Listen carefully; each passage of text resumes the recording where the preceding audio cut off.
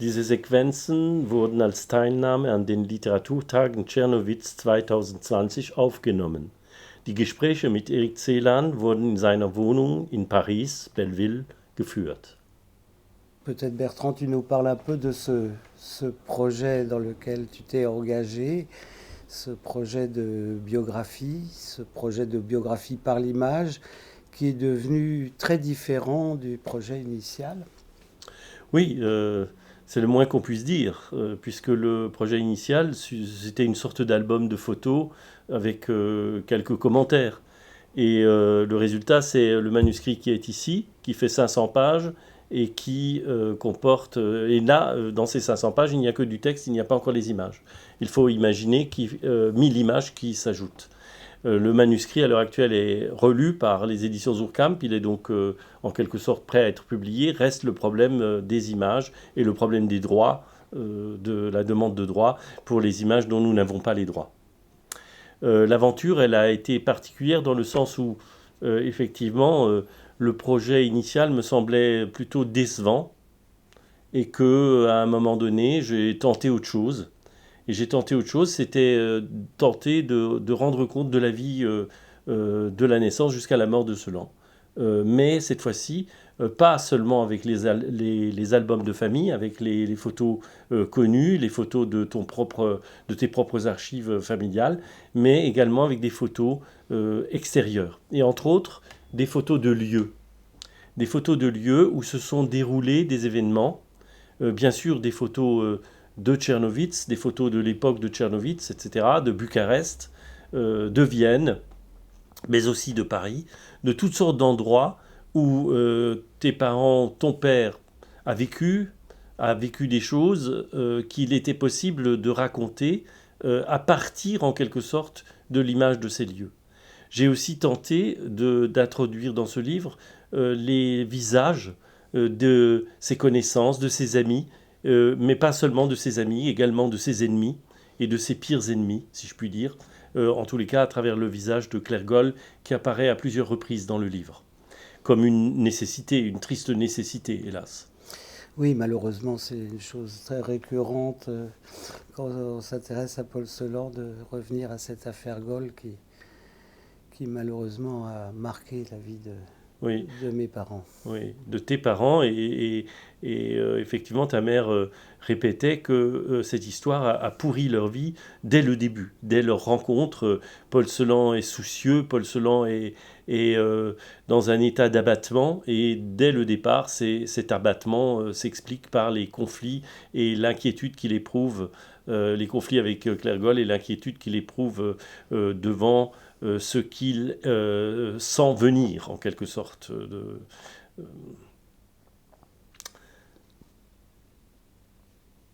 Ce qui peut être dit aussi sur le projet lui-même, c'est que j'ai travaillé donc aussi à partir d'images. C'est-à-dire que dans certains cas, c'est le texte qui m'a fait amener l'image. C'est-à-dire que je souhaitais absolument évoquer quelque chose à travers un texte ou un commentaire, et que pour faire ce commentaire, j'ai dû trouver une image.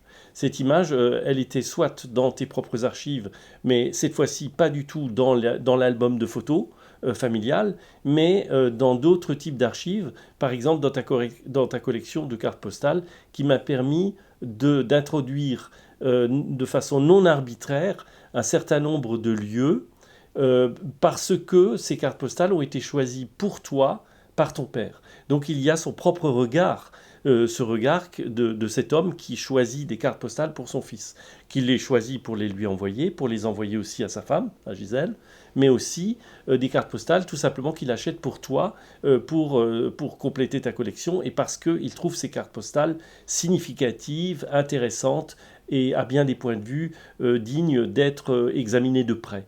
Et c'est ce que j'ai tenté de faire, c'est de les prendre au sérieux et d'apporter ainsi le regard en quelque sorte de Paul Celan, un regard sur le monde, un regard sur ces objets particuliers que sont les cartes postales.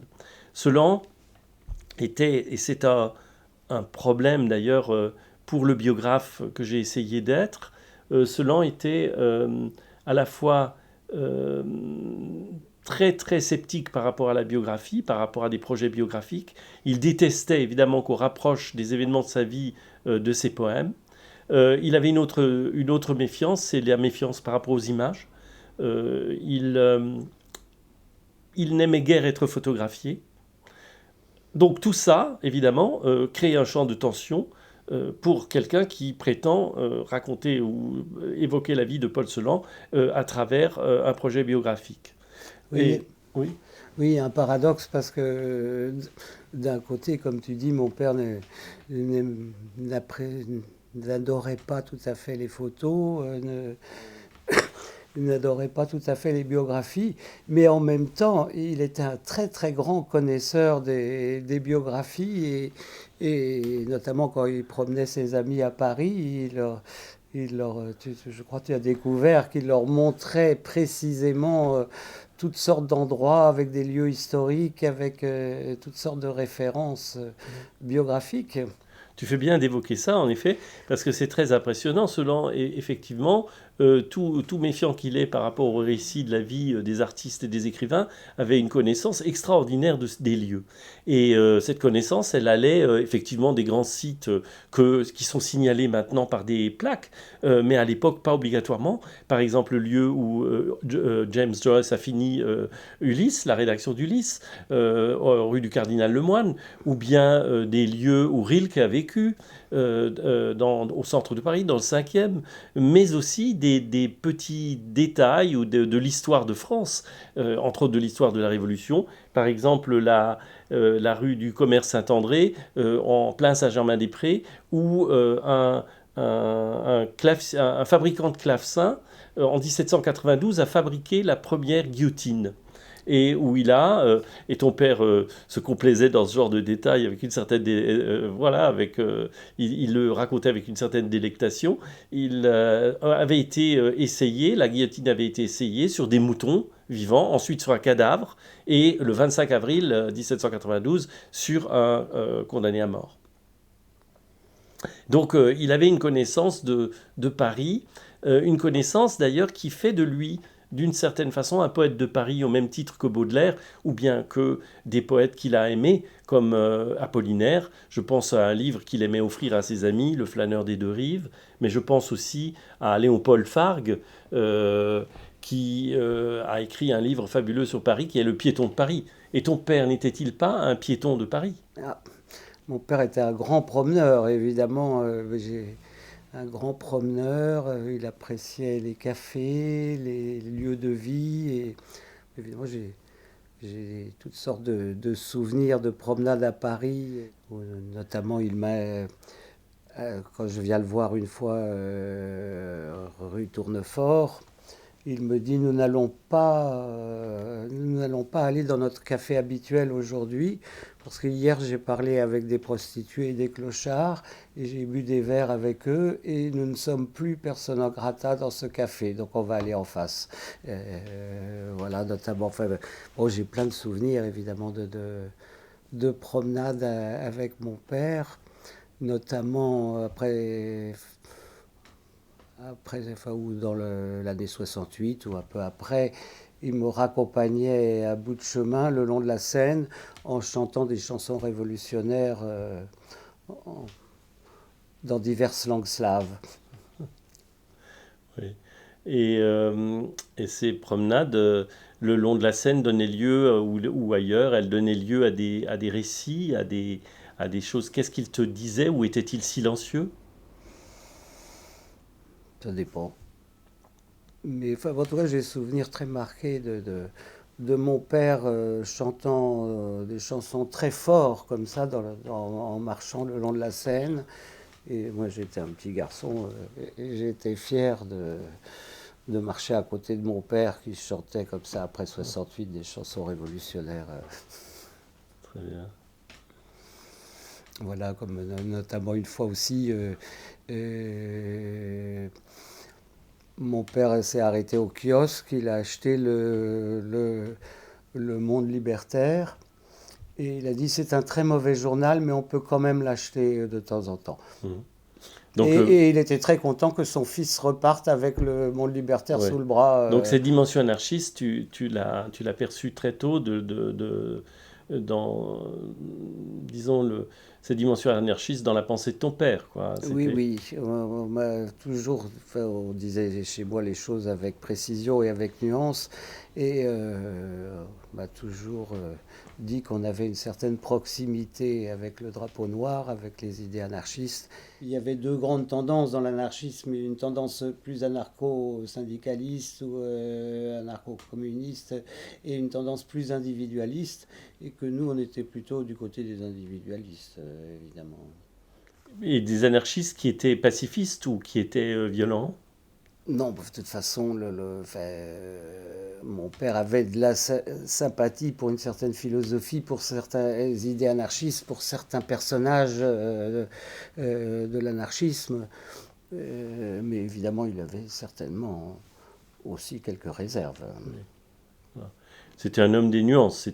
Rien n'était très simple et les choses n'étaient jamais caricaturées, jamais simplifiées. Et les choses n'étaient pas simplifiées. Et même pour l'enfant que tu étais. Voilà, ça faisait partie de mon éducation. On considérait que de lire l'autobiographie de Kropotkin, c'était une bonne chose. Oui, ça faisait partie de ta formation d'individu. Voilà.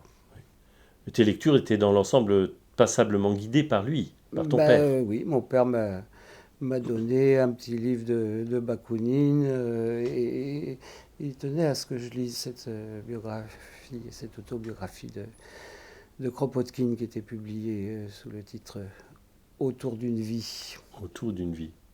Donc là, la biographie était bien présente, là. Tout à fait. Et donc c'était plus la biographie, ou disons l'autobiographie, en l'occurrence de Kropotkin, plutôt qu'un ouvrage didactique ou un ouvrage théorique qu'il te proposait, évidemment, aussi en rapport avec ton âge. Tout à fait. Est-ce que tu as d'autres souvenirs marquants liés à ton père et liés à des événements peut-être parce que là c'est la version, je dirais, heureuse, la version détendue.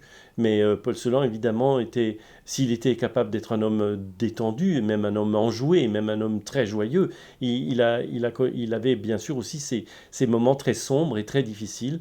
Est-ce que tu as quelques souvenirs qui peuvent illustrer ces moments extrêmement difficiles?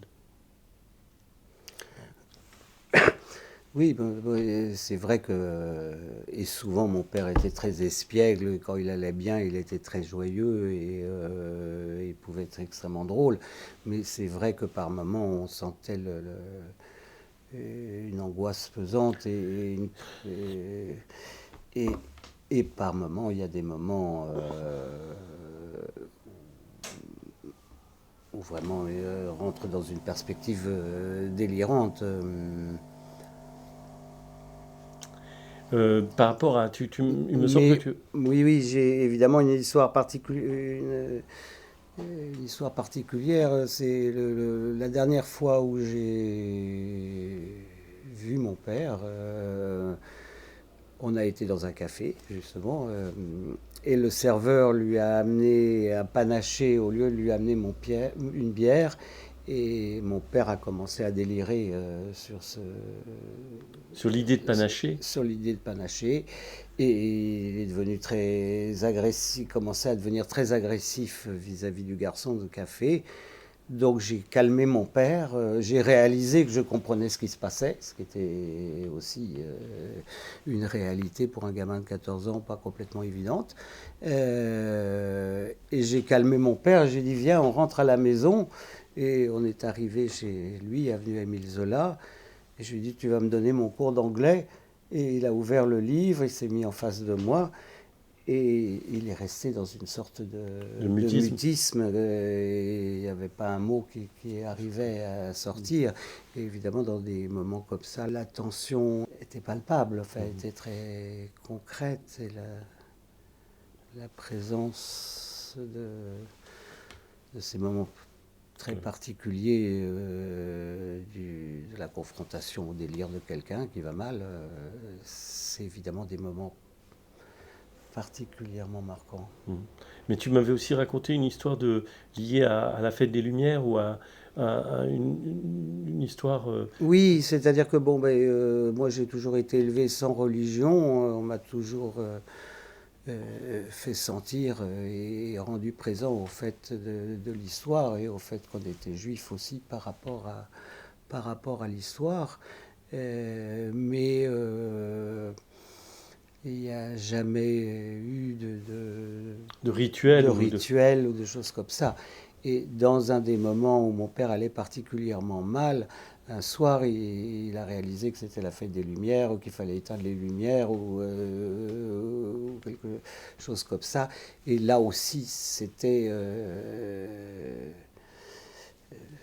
un moment particulièrement Donc pesant. il s'est mis à allumer des bougies, ou- Oui, je sais plus. oui, Enfin, il y avait quelque oui, chose en rapport avec les oui, oui, lumières qu'il fallait oui, oui, éteindre et oui, allumer des d'accord, bougies, voilà, effectivement, oui, ou probablement. oui, mhm, Et évidemment, mhm, c'était particulièrement mhm, mhm, inattendu. Et là aussi, il y avait cette mhm. charge de cette tension palpable Oui, dans l'air. dans l'air, oui, oui, oui, oui, dont tu parlais, c'est-à-dire cette présence comme ça d'une étrangeté inquiétante, quoi. Très inquiétante. Oui. Très, C'est-à-dire il y a une violence rentrée de ton père qui s'exprimait, quoi, qui une était, sourde ouais, angoisse qui. Enfin, ma mère m'a toujours expliqué parce qu'elle m'a expliqué très tôt les choses de la maladie mentale par rapport aussi à ce que pouvait entendre un garçon selon les âges que j'avais aux différents moments, mais m'a toujours euh, parlé, expliqué ces moments-là. Et elle disait aussi que très souvent, quand il y avait cette montée de moments délirants, au début, mon père s'inquiétait pour ses plus proches, pour ma mère, pour moi et autres, mais que dans la montée du délire, ça pouvait se retourner contre nous et qu'on pouvait rentrer dans son délire comme du mauvais côté, quoi. du mauvais côté, tout à Oui. fait, tout à fait, Donc ta mère avait peur pour toi et pour elle, mais aussi surtout pour toi, évidemment. tout à fait. Donc, Et dans sa volonté de se séparer de ton père, est-ce que ça a joué un rôle, ça? bien évidemment, enfin moi, enfin, j'ai toujours su que si ma mère s'est séparée de mon père, c'est parce qu'elle avait un gamin à élever et que ça devenait trop dangereux. Ouais. Et que sinon, s'il n'y avait pas eu de gamin, probablement ma mère serait restée avec mon père pour le meilleur et pour le Pour le pire, pire, en toute connaissance de cause, ouais. en ayant une conscience du risque. Oui. Donc Et c'était pas rien, ça. non, non, ma mère Non. était une grande amoureuse. Une grande amoureuse, oui. Comme ces femmes extraordinaires dont parle Rainer Maria Rilke. Et elle faisait partie de ces femmes exceptionnelles. Là, je voudrais simplement rappeler une chose qui m'a guidé aussi dans mon travail biographique. C'est une parole que ta mère a notée, que ton père a prononcée en français. Et il dit plus mes poèmes se resserrent autour de quelque chose, donc il faut entendre de quelque chose de concret, plus ils sont accueillants. Et donc, parmi ces objets concrets, il y en a un qui a une histoire tout à fait particulière, qui est la Ménorah de Paul Celan. Il en avait d'ailleurs deux. Il y en a une qui était à Moiville plus tard et qui a disparu, qui a été volée. Mais celle qui reste, donc, quelles sont les histoires que tu peux raconter autour de cette Ménorah? Quelle importance avait-elle? Est-ce que tu as un souvenir de cela? Est-ce que tu vois l'objet, tu vois Ah bah, ça fait partie des objets que je vois oui, depuis longtemps et oui, j'ai même un souvenir précis de. Je pense que mes parents trouvaient ça probablement chez un antiquaire et ma mère a dû m'expliquer qu'évidemment on ne savait pas par quelle main étaient passés ces chandeliers et, rien ça. euh, et, euh, et probablement c'était une petite leçon d'histoire Au passage. au passage, parce que Oui, c'est souvent ma mère qui m'expliquait oui, les choses, oui, probablement plus que oui, mon oui. père. Et quand- On ne sait pas, les choses ont été probablement volées à des juifs pendant la guerre, Là, et on ne sait voilà, pas comment elles voilà. se retrouvaient chez cet Voilà. antiquaire. C'est ce que tu entendais par leçon d'histoire, quoi. Voilà. Voilà. C'est-à-dire, c'est tout le destin des objets, quoi. Ben oui. Voilà. et des objets qu'on achète et des objets qui reprennent vie. D'ailleurs, ça me fait penser à une chose qui s'apparente aux lieux, c'est que les lieux dans lesquels qu'on essaie de montrer, quand on montre un lieu, que montre-t-on? On montre une coquille vide, on montre quelque chose qui n'a aucune signification en soi. Par exemple, montrer la façade de la rue de Longchamp où vous habitiez, montrer le 24 rue Tournefort, montrer le 6 avenue Émile Zola. Évidemment, dans ces lieux, se sont déroulés des événements, et c'est pour raconter ces événements qu'on utilise en quelque sorte l'image de ces lieux. Les lieux sont des supports de narration, hein. D'autres réalités se sont déroulées dans ces lieux, d'autres allaient se dérouler, et bien sûr on choisit de raconter ce qui s'est déroulé par rapport à Paul Celan. Donc c'est pareil pour les objets. Quand on a un objet, il a une histoire, et je pense à un certain nombre d'objets effectivement qui t'appartiennent, qui sont chez toi, qui sont chargés de cette histoire, mais qui ne sont chargés de cette histoire que s'il y a le souvenir, la mémoire, la narration qui les accompagne et qui leur permet, qui leur donne en quelque sorte une vie supplémentaire. Pour ce qui est de la Ménorah, on le sait, ton père l'a fait entrer dans un poème qui s'intitule Wolfsbone, et on le sait aussi, on la connaît cette Ménorah aussi par une lettre qu'il écrit à Klaus Demus en 1961, en mars 61, dans laquelle il représente en lieu et place de son nom et de son adresse la Ménorah de façon schématique. Il la représente d'une manière particulière, dans le sens où il n'y a qu'une seule bougie une seule chandelle du côté gauche, qui est allumée du côté gauche, hein. Et donc il exhibe d'une certaine façon un usage d'un rituel personnel, hein, et qui me semble significatif aussi par rapport à la Ménorah elle-même, hein, c'est-à-dire quelque chose qui est particulier dans le sens où la Ménorah n'est équipée que d'une seule chandelle. Parmi ces objets, il y en a qui ont une histoire, je dirais, symbolique, plus classique. Par exemple, l'améthyste qui est posée devant toi, que tu peux peut-être me montrer. Voilà. Elle était sur le bureau de ton père. Elle était toujours dans le tiroir du bureau de mon père. Voilà. Donc elle est chargée elle a certainement son histoire qu'il est difficile de raconter. L'améthyste est présente dans la poésie de ton père. Évidemment, c'est une pierre qui a toutes sortes de vertus, à laquelle on prête toutes sortes de vertus, et toutes ces vertus et toute cette valeur symbolique, elle est présente dans la poésie, et elle est présente d'une certaine façon dans l'objet, hein. Dans l'objet qui peut être considéré comme un objet qui a sa magie propre, hein, qui a sa magie que lui confère aussi celui qui la possède. Il y a d'autres objets qui sont, eux, plus chargés qui sont plus dramatiques, je dirais. Il y en a un qui a une histoire qu'on peut raconter et qui est particulier, c'est sa montre. Il y a deux narrations qui sont liées à cet objet. La première, elle associe cette montre à un livre qui est le Faust de Goethe. Le Faust de Goethe, qui est le livre le plus ancien de la bibliothèque de Paul Celan. On l'apprend à travers une lettre qu'il adresse à un éditeur de l'Insel Verlag qui s'appelle Friedrich Michael. Et dans cette lettre, qui est rédigée en plusieurs temps, Celan raconte l'histoire de ce livre le plus ancien de sa bibliothèque, qui est le seul souvenir, comme il le dit dans une version de sa lettre, qui lui vient d'à la maison, hein. Von zu Hause, dit-il. La montre et le livre. La montre et le livre. C'est très peu de choses. Et c'est le propre, évidemment, de toutes ces personnes dont les parents ont été exterminés et dont tous les biens personnels ont été volés. La montre, il l'avait sur son corps, il la portait, et on verra dans quelles conditions il va s'en séparer. Mais le livre, il le retrouve d'une façon tout à fait extraordinaire. Il le retrouve grâce à un geste extraordinaire de son oncle maternel, qui s'appelle Bruno Schrager, qui est déporté en 1943 par la police française et qui habite le 5e arrondissement, rue Linné. Il est employé de banque, en fait c'est un homme qui rêvait de théâtre, et il est déporté dans une rafle.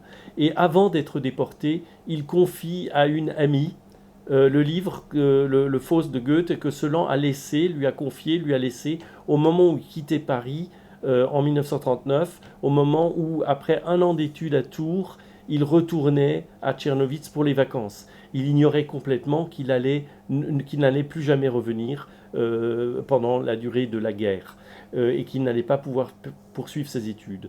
Le geste de Bruno Schrager, qui consiste à donner ce monument de la culture allemande, le Faust de Goethe, à quelqu'un pour le préserver, est un geste extraordinaire qui a une portée symbolique énorme, qui a évidemment fortement touché ton père, puisqu'il s'agissait de la préservation d'un des trésors de la langue allemande, qui est le Faust de Goethe, auquel fait allusion le poème qui a rendu Celan célèbre dans le monde entier, qui est Todesfuge, où il est dit à la fin, où il est évoqué à la fin, la figure de Margaret dein goldenes Haar, Sulamit dein aschenes, dein goldenes Haar, Margaret dein aschenes Haar, Sulamit, dit le poème. Dans Sulamit, il faut entendre Shalom, c'est-à-dire la paix. La mère de Paul Celan s'appelait Friedrich, Friede, la paix. Donc il y a une signature, il y a une inscription du nom de la mère de Celan mise en parallèle avec la germanité de la figure de Margaret. Et c'est ce trésor de germanité que sauve un juif en confiant ce livre à une personne qui permettra sa préservation. Celan retrouve ce livre à son retour à Paris en 1948. Et il rappelle aussi dans cette lettre, et cette lettre qu'il n'enverra jamais, il rappelle aussi que ce livre lui a été offert pour sa bar mitzvah. Bar mitzvah, il a 13 ans. Et donc c'est un livre, là aussi c'est extraordinaire, la fête de confirmation en quelque sorte du juif qu'il est, le fils du commandement, hein, c'est ça la bar mitzvah, il entre dans sa vie de juif, responsable en quelque sorte, eh bien le cadeau qui lui est fait, c'est ce monument de la culture allemande. Donc voilà pour, disons, la première partie de l'histoire de cette montre qui est associée à sa jeunesse, à son pays natal, à Tchernowitz. C'est une montre suisse de marque Doxa. Et cette montre, eh bien, peut-être tu peux raconter l'histoire de cette montre, disons la dernière partie de la narration concernant cette montre. Et donc,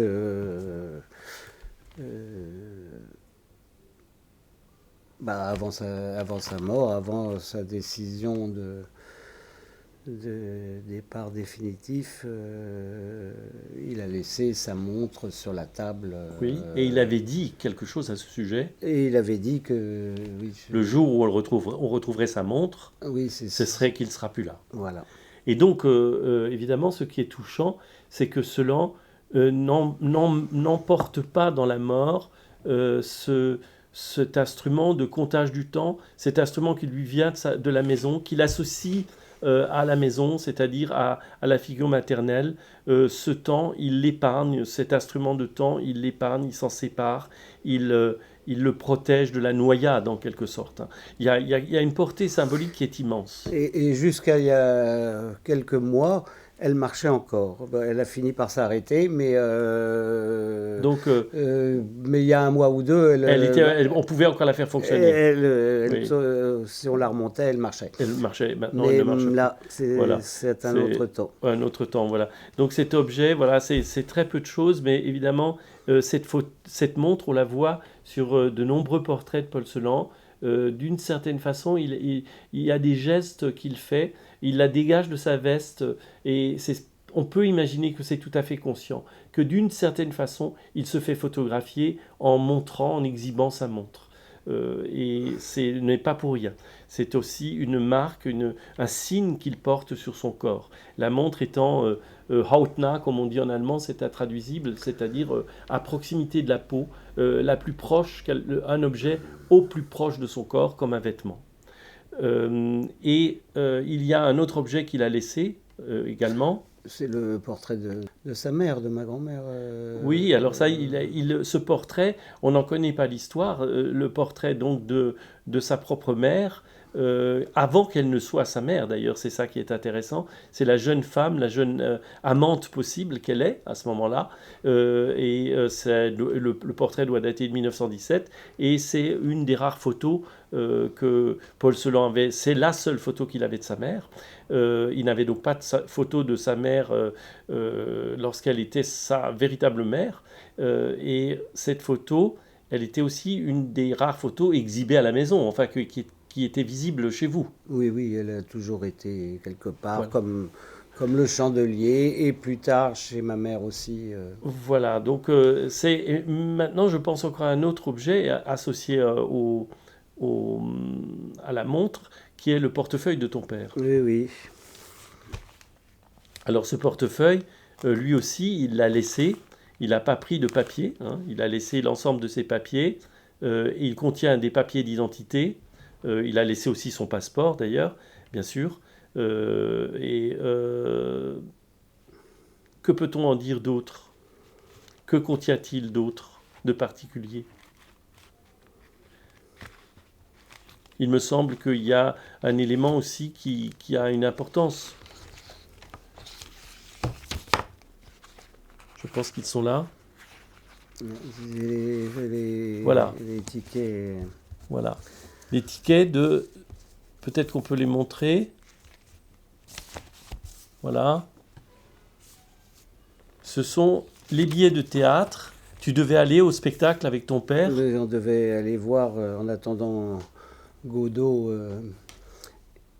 Et mon père s'est décommandé. Voilà. Le spectacle a été... Il le met, il le note qu'il veut repousser la date du spectacle. Et ici, il est noté que les billets sont pris pour le 17 avril. Et effectivement, il repousse, il n'y va pas. Les billets sont d'ailleurs ne sont pas déchirés, ne sont pas. Et bien sûr, arrive l'événement qui arrive le 20 avril, dans la nuit du 19 au 20. Donc, d'une certaine façon, ces billets sont le dernier rendez-vous avec ton père, quoi. D'une certaine façon, c'était aussi le père séparé de ta mère qui te voyait dans le cadre de ce rapport particulier que tu avais à ce moment-là avec ton père, c'est-à-dire hors du domicile familial. Une fois, je crois qu'on a retrouvé la date à peu près par élimination. Enfin, je ne vais pas être très vieux en tout cas. Non, non, non. Mais un jour, mon père nous a fait venir, ma mère et moi, dans son bureau et nous a dit, j'ai quelque chose à vous lire. Alors, évidemment, là aussi, dans le contexte de l'affaire Goll, dans le contexte de la presse allemande de l'époque, ce texte convient très, très bien. Et d'ailleurs, peut-être qu'il convient très bien aussi à certains critiques de la presse allemande dans l'actualité. Oui, oui. C'est un livre dont ma mère m'a fait cadeau avant qu'elle donne les choses à Marbach. Donc c'est très long, hein, je ne vais pas tout lire. Voilà. Le titre est relevé donc par ton père. Voilà. Air de trombone à coulisses. Les trous du cul, ce sont mains critiques modernes. Ils ont deux fesses, disons faces, l'une de miel pour les faiseurs d'ignominie, l'autre de fiel pour les beaux gestes du génie. Les trous du cul, ce sont mains critiques modernes. Et ce qui sort de ces princes en us, lorsque grince l'anus qui leur tient lieu de bouche, quelquefois c'est du vent, des crachats plus souvent, de la merde toujours. Les trous du cul, ce sont mains critiques modernes. En fait, à part de très rares exceptions, mon père a toujours refusé de faire des livres bibliophiles. Il y a cette exception avec ce livre de jeunesse avec... Mais il n'a pas accepté en fait, véritablement, tu sais. Ah oui. Non. Les gravures que Edgar Jenné a ajoutées à Der Sandhaus-den-Urnen, Oui. il l'a fait de sa propre initiative, sans le consentement de ton père. Ah oui. Le livre qu'il a écrit, en D'accord. revanche, sur les gravures, sur le travail, mais c'est une commande. Oui, oui. Oui, c'est une commande, et il le fait parce que, d'une certaine façon, il paye une dette à Edgar Jenné à travers ça, parce qu'il il loge chez lui. Edgar Yennet l'a accueilli, et c'est une manière de se dédouaner, de payer sa dette. Mais c'est un travail de commande, en fait. Quand il parle de... C'est une sorte de texte d'accompagnement d'un catalogue d'exposition. Voilà, Mais voilà, c'est à ça que tu faisais allusion, mais allusion. c'est très particulier, si tu veux. C'est pas, on ne peut pas dire que c'est un livre fait avec Edgar Yennet, vraiment pas. C'est un texte qu'il a écrit sur la peinture d'Edgar Yennet, et qui sert de prétexte d'ailleurs à des pensées sur la poésie, sur l'art, qu'il exprime à cette occasion. Voilà, donc les seuls livres bibliophiliques que mon père a fait, c'est avec ma mère. Et Et le premier, il l'a fait à quelle époque? Ça devait être en 1965. Peut-être qu'on peut regarder d'ailleurs on va voir. l'achevé d'imprimer, qui est intéressant parce que il est assez émouvant. Achevé d'imprimer le 23 septembre 1965 à Paris sur les presses de Féquet-Baudier, Voilà. typographe. Les 8 livres originaux de Gisèle Solon Létrange ont été tirés sur les presses à bras de La Courrière et Frélo. Voilà. Peut-être qu'il y a un endroit où les deux artistes ont signé, où le poète et l'artiste a signé. Bah oui, ça, normalement il y a ça. Voilà. Et c'est assez intéressant parce que... De cet ouvrage, mis en Oui. page par Robert Altman et les auteurs, il a été tiré sur grand vélin de rive, 70 exemplaires numérotés de 1 à 70 et 15 exemplaires hors commerce numérotés de 1 à 15 en chiffres romains. Tous ces exemplaires, signés par l'auteur et l'artiste, constituent l'édition originale. Voilà. Et leurs deux noms sont là comme, pour moi, ça me fait penser comme un registre de mariage. Quand on signe dans le registre de leur mariage. Ici, c'est un mariage artistique, en quelque sorte.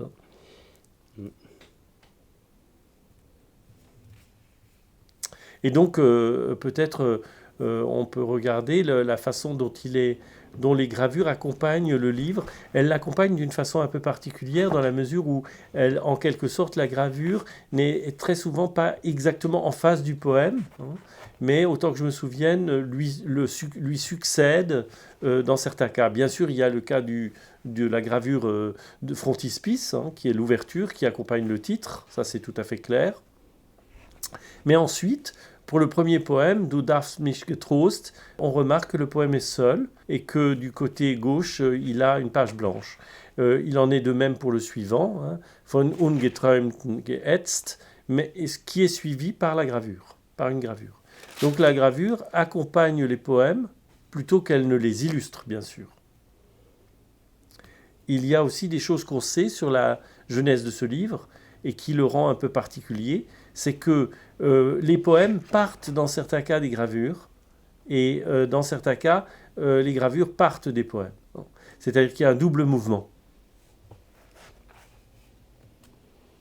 Il y a ce texte qu'écrit mon père sur l'emballage d'une gravure, en fait, d'un cuivre. On peut le trouver. Dans vos cuivres, je reconnais mes poèmes. Ils y passent pour... C'est intéressant l'idée de... Ils y passent pour y être encore, c'est-à-dire de réitération. C'est-à-dire que c'est comme si les poèmes s'y présentaient chaque fois. Comme s'ils n'y étaient pas figés, en quelque sorte. Mais c'est comme ils y passent pour y être encore. Il y a un mode de réitération. Tes parents ont fait un deuxième livre également, plus tard. Oui, Schwarzmaut. Voilà, qui a été publié, lui. Il me semble que c'est en 1969. Ça, c'est l'édition des Orcam Verlag qu'ils ont fait à facsimilé de l'édition originale. Enfin, Ça, c'est un aspect de la collaboration de tes parents, du travail ensemble. C'est ponctuel, ce sont des livres, mais ce travail, il a perduré. Enfin, il n'est pas ponctuel, il a traversé le temps, en quelque sorte. Évidemment, plus spécifiquement, il y a du vivant de mon père, toutes les gravures de ma mère, ou la plupart, c'est mon père qui leur a donné un titre en allemand et en français. Mais on peut dire que, d'une certaine manière, jusqu'à sa mort, ma mère a continuer ce dialogue avec mon père et la poésie de mon père est très présente Donc dans son œuvre dessinée aussi. Dans son œuvre tardive aussi. Oui. Et que quelque part, ma mère a toujours continué ce dialogue, et d'autres aussi. Et si je pense à ce catalogue, tu sais, de l'exposition Borum en 1967, si on lit quelques titres, la particularité évidemment, c'est que les titres étaient donnés dans les deux langues. Voilà, donc on a une traduction française du titre allemand. Mais est-ce que le titre est venu en français ou en allemand? La question, elle est là, bien sûr. Et probablement qu'il y a des cas de figure un peu différents, on peut le supposer. Voilà. Le premier titre qui apparaît, bien sûr, c'est le titre en français. Oui. Mais qui est aussi ton père. Mais ce qui est intéressant pour moi, c'est la poésie ou le langage poétique qu'expriment ces titres et qui est d'une nature très différente de sa poésie. Enfin, très différente, c'est pas le cas, mais qui est différente, qui est d'une certaine façon plus simple. Si je prends un des titres comme Terre blanche, Weiße Erde, ou bien À l'horizon, Am Horizont, ou bien Sans boussole, ohne Kompass, Spuren, Komposition, Gespräch mit einem Stein, in die offene See. Hein. Il y a une simplicité, il y a quelque chose de transparent. Enfin, on peut penser à... La question des titres, d'ailleurs, des œuvres d'art est une question véritable, très forte. Hein. Et d'ailleurs, Gisèle, je crois avoir eu des conversations sur ce thème, c'est que, d'une certaine façon, l'absence de Paul Celan lui pesait beaucoup. Parce que trouver des titres... Ce n'est pas du tout évident pour un plasticien, il y a ce besoin du regard extérieur. Et donc, d'une certaine façon, ces titres, poétiquement, ils sont une sorte de mélange entre la poésie qui appartient à Gisèle, à son monde, à son univers, et la poésie qui appartient à ton père. Moi, je reconnais quelque chose qui est entre les deux. Et évidemment, il y a des poèmes, il y a des titres qui sont plus clairement de la trempe de Paul Celan, de sa plume habituelle. Si je vois par exemple ce titre « Souffle combattant » que porte une gravure en 1964 qui s'intitule « Kämpfender Atem ». D'ailleurs, ça me permet de penser d'évoquer une chose très importante, c'est que il y a dans la poésie de Celan tout un travail sur le langage, sur le vocabulaire, qui est fait sur des mots qui appartiennent à la langue du Troisième Reich, hein, à la LTI dont parle Victor Klemperer. Hein. Et ces mots, évidemment, parmi ces mots, il y en a un qui a une importance particulière, c'est Kampf, précisément. Hein. C'est Kampf, et il existe même des lettres où Celan utilise l'expression Mein Kampf, carrément, hein, dans une lettre, explicitement. Ici, Kämpfender Atem, on ne peut pas s'empêcher de voir le mot Kampf dedans, hein, même s'il est infléchi par le umlaut, hein, Kämpfender Atem. On trouve d'autres mots de la LTI dans la poésie de Celan. On en trouve un qui est saisissant, c'est le mot Gaukler. Hein. Gaukler, qui désigne le battleur, c'est-à-dire que cet artiste des foires, hein, qui emmène d'ailleurs dans une tradition où la poésie n'était pas distinguée des jongleries, hein, dans la tradition médiévale, dans la poésie des troubadours et des trouvères. Hein. Et ce mot Gaukler, Celan va le faire sien, va se l'approprier en se disant lui-même Gaukler. Et le mot est terrible parce qu'on le rencontre dans un développement, dans une réflexion que fait Hitler dans Mein Kampf sur l'art, où il dit que les Juifs ne sont pas capables d'être de véritables créateurs, qu'ils sont qu'ils singent les véritables œuvres d'art et qu'ils ne sont que des Gaukler, précisément que des battleurs. Donc le mot battleur dans la poésie de ton père, elle est une reprise de ce mot, hein, et un travail sur ce mot contre, évidemment, le discours nazi, contre la LTI, et ça, c'est un exemple parmi d'autres. Il y a beaucoup de mots qui peuvent être compris dans cet horizon. Et en tous les cas, le souffle combattant, le combat que mène Celan, c'est un combat à l'intérieur du langage, et que ce combat à l'intérieur du langage a des conséquences, je dirais, sur le comportement des gens. Il y a un espoir, le poème est porté par l'espérance qu'il agira il agira sur ceux qui le lisent. Il y a une pensée de l'action chez Celan dans la poésie même. Et, la poésie n'est pas une activité innocente dans le sens habituel du terme, mais une activité qui se situe bien dans une société, dans un espace, dans un temps et et qui est portée par des convictions qui s'opposent violemment à d'autres convictions. Et ces autres convictions, on les connaît, Celan y a été confronté. Il a été confronté dans sa jeunesse, mais il y a été aussi confronté dans l'Allemagne de l'après-guerre, où tous les gens qui avaient écrit des poèmes en faveur d'Hitler, en faveur de la guerre, en faveur du sang, tous ces personnages, toutes ces personnes continuaient d'écrire sur la scène littéraire et étaient présents sur la scène littéraire allemande, dans laquelle ou sur laquelle scène apparaissait ou était invité Celan. Et il faut ajouter aussi que quand Celan recevait des prix en Allemagne, ces prix lui étaient parfois donnés, remis par des mains, ces fameuses mains dont il ne savait pas ce qu'elles avaient fait pendant la guerre. Et en l'occurrence, ces mains, dans certains cas, c'était celles de nazis patentés, de gens qui avaient non seulement adhéré aux pensées de nazis, mais qui s'étaient illustrés par des textes prenant la défense de l'arianité, et des textes contre les juifs, explicitement contre les juifs. Ces gens-là n'avaient pas disparu des institutions, ils étaient présents et ils avaient le pouvoir de donner des prix. Et il se trouvait qu'ils avaient choisi de les donner à des écrivains juifs, disons aussi à des écrivains juifs, et en particulier à lui. On peut imaginer que pour lui, c'était pas facile d'accepter ces prix. Et dans certains cas, il aurait voulu les refuser, mais c'est ta mère, Gisèle, Celan, qui s'opposait à cette restitution parce qu'elle trouvait, je pense avec raison, que les Allemands devaient bien payer à un moment ou à un autre et qu'il n'y avait aucune raison de rendre cet argent. Mais pour Celan, c'était quelque chose d'extrêmement douloureux que de savoir que ces personnes qui lui remettaient ces prix étaient appliquées, compromis d'une certaine façon. Dans certains cas, oui. Ouais, compromis. Voilà. Et je pense aussi à un prix qui était le grand prix de l'industrie allemande. Hein. Oui, cette industrie allemande dont on sait, IG Farben et compagnie, qui avaient été des collaborateurs zélés de Hitler et qui avaient permis la fabrication en masse des gaz qui ont servi dans les chambres à gaz.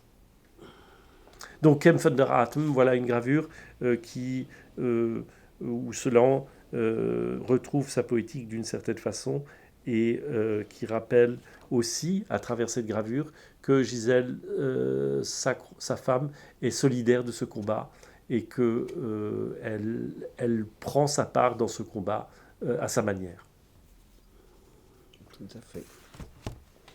Parmi les lettres les plus autobiographiques de Celan, il en est une qui a une importance toute particulière, une lettre qu'il a beaucoup travaillée et qu'il n'a finalement pas envoyée. Elle est adressée à un éditeur, à un lecteur des éditions Insel, une filiale du Suhrkamp Verlag. Dans cette lettre, Celan répond à la question qui lui est posée sur son rapport aux éditions Insel. Il est intéressant de penser à ce que veut dire le mot Insel, c'est-à-dire une île. Il y a une insularité de cette lettre, il y a une insularité de l'histoire qui est racontée dans cette lettre. Et dans cette lettre, Celan raconte l'histoire en quelque sorte de l'origine de sa bibliothèque. Il faut imaginer une bibliothèque d'un rescapé, c'est-à-dire une bibliothèque qui se construit en dehors de tout livre qu'il a reçu de son enfance, en dehors de tout livre qu'il aurait hérité de ses parents, ce qui est normalement le nucléus de toute bibliothèque personnelle. Et c'est donc cette histoire qu'il raconte, et il la raconte au sujet donc de ce premier livre qui est Le Faust de Goethe. Et cette histoire a une véritable dimension de fable, me semble-t-il. Briefentwurf an Friedrich Michael, der für den Insel Verlag arbeitete. Paris am 11. März 1961. Lieber Herr Dr. Michael, herzlichen Dank für Ihren Brief. Ich will in den kommenden Wochen gerne versuchen, etwas über meine ersten Inselbüchlein zu schreiben. Nicht über das erste, denn daran kann ich mich nicht mehr erinnern, sondern über die ersten. Habent sua fata, Libelli. Vielleicht hören Sie nach so viel Fatalem und keineswegs Libellenhaftem, dass man, weil man das Einfache und ach so Selbstverständliche nicht wahrhaben will, so zum Beispiel, dass man Gedichte von seiner Muttersprache und seinem Dasein herschreibt. Vielleicht hören Sie diese kleine Inselgeschichte gerne. Ich besitze jetzt viele Bücher. Manchmal, wenn mir der Tag recht viel Literarisches beschert hat, gehe ich zu diesen Büchern mit dem Gedanken an eine Whitman-Zeile, die ich, das fällt mir jetzt ein, wohl aus einem Inselbüchlein habe. Camarado, dies ist kein Buch. Wer dies berührt, berührt einen Menschen. Ja, es sind jetzt viele Bücher, aber als ich nach Paris kam, waren es nur wenige. Ein, nicht bei der Insel erschienener, gesammelter Jean-Paul und ein zweibändiger Saxe-Willat. Beides, das Gesammelte und das Zweibändige, hatte ich 1948 in Wien erstanden für billiges, ließ ach so teures Geld in der Nähe der Pestsäule. Aber, und hier wird's wieder inselig, in Paris kam bald nach meiner Ankunft ein Buch hinzu, ein ältestes, ein Buch, das ich, als ich im Sommer 1939 aus Tours nach Czernowitz zurückfuhr, bei einem Bruder meiner Mutter gelassen hatte und der es vor der Deportation einer Bekannten zur Aufbewahrung gegeben hatte. Dieses Buch, das älteste meiner Bibliothek und zugleich auch eine meiner ältesten augenfälligen Erinnerungen an zu Hause, ist die in blaues Leder gebundene Inselausgabe des Faust. Ich habe diesem Dünndruck, Papier Bibel nennen es die Franzosen, als 13-Jähriger geschenkt bekommen, von Freunden meines Vaters zur Bar Mitzwa, zu einer Art Konfirmation also. Bar Mitzwa, ich schlage jetzt im kleinen Philolexikon nach, um es Ihnen genau zu übersetzen. Bar Mitzwa lese ich, das ist der Gebotspflichtige. Dans une autre variante de cette lettre, il ajoute: Als ich 1948 wieder nach Frankreich kam, gab es den Bruder meiner Mutter nicht mehr. Auch meine Mutter gab es nicht mehr. Das Buch war da, es ist mit meiner Armbanduhr die einzige Erinnerung an zu Hause. Là, on en est où dans ton travail là? Écoute, tu vois bien, le livre, il est là. Alors, comment il va être reçu, comment les choses vont se passer, j'en sais rien. Ce que j'espère, c'est pouvoir préserver tous les textes et toutes les images, ce qui techniquement ne va pas être facile. D'autre part, évidemment, il y a des chapitres dans lesquels il n'y a pas une grande part de recherche, qui sont des synthèses sur ce qui existe déjà, sur des informations qui sont déjà connues. Et il y a bien sûr des chapitres où il y a des travaux que j'ai pu mener de recherche et où il y a un apport, des nouveautés en quelque sorte. Mais ce qui m'importe, c'est de voir comment un projet comme ça tient la route, dans le sens où il s'agit d'une biographie particulière dans la mesure où elle est complètement fragmentée et les narrations se font, comme je le disais, à partir d'images et de lieux qui sont commentés et qui par là même charrient des informations d'ordre biographique. Ce qui m'importait dans le projet, c'était de montrer, non pas de dévoiler la vie de Paul Celan, mais de montrer quelque chose qui pourrait être dit en français dans une formule qui se traduit bien en allemand d'ailleurs, la vie à l'œuvre, das Leben am Werk. C'est-à-dire comment est-ce que le vécu est transformé en poème. Comment la vie, d'une certaine façon, dans les termes que ce que je peux emprunter à la fois à Paul Celan et à la fois au philosophe François Julien, comment la vie passe à l'existence dans le poème. Et ce qui m'importait, c'était de montrer continuellement comment se fait, comment se produit l'écriture. Et de montrer que, d'une certaine façon, comment la vie se dépasse dans l'écriture. Et non pas d'expliquer l'écriture par les informations d'ordre biographique, mais le contraire. C'est-à-dire de montrer comment se fait ce passage. Et l'écriture, la genèse des poèmes, leur existence même, c'est ce que je souhaitais, ce sur quoi je souhaitais mettre l'accent. Et j'espère que j'aurai accompli ma mission, ou au moins en partie ma mission, et que ce livre sera accueilli et compris dans ce sens. C'est-à-dire finalement dans une fidélité à la pensée de Celan, c'est-à-dire dans une fidélité à la pensée qui refuse de rabattre les poèmes sur le vécu, mais au contraire qui montre comment les poèmes sont portés par le vécu, sont portés à être autre chose, à exister, c'est-à-dire exister, à exister au-dessus, à dépasser ce vécu. Mais ce vécu, évidemment, a un intérêt en soi. Et ton père qui a refusé les biographies, qui n'avait guère d'intérêt pour ça, même si de temps en temps il lisait des correspondances et des journaux, en tous les cas le journal de Kafka est fondamental, eh bien, il a eu une vie d'une extraordinaire richesse. Il y a une dimension, c'est comme s'il avait vécu plusieurs vies. Et dans un temps extrêmement court, il produit une œuvre d'une extraordinaire richesse, mais sa vie personnelle elle-même, au plan amoureux, au plan des lectures, au plan de ses découvertes, elle est extraordinaire. Et il y a une densité dont on se rend compte dès qu'on ouvrira ce livre. Il y a une pluralité qu'on ne pourra pas ignorer. Et la poésie de Celan, elle est nourrie de tout cela. Tout cela, et tout cela, il est considérable sur un temps de vie qui est, disons, entre le jeune homme qui a 13 ou 14 ans ou 15 ans jusqu'à l'homme de presque 50 ans, eh bien c'est un temps qui n'est pas si long. Et c'est ça qui me frappe, moi, en ayant fait ce travail. C'était de voir l'incroyable richesse de cette vie, même si elle s'est accompagnée d'abîmes terrifiants.